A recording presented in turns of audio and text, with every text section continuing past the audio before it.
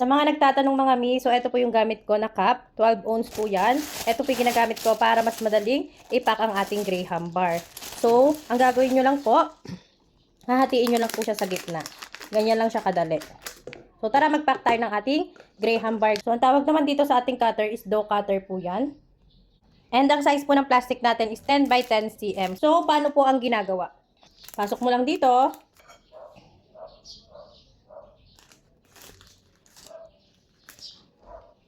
Ayan, may nagtatanong kasi kung hindi daw ba madaling malusaw.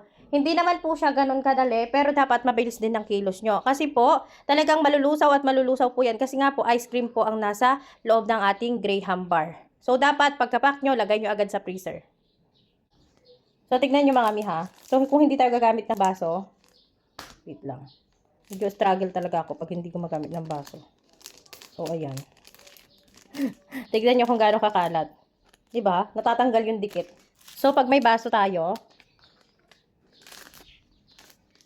walang kalat, o diba ang linis?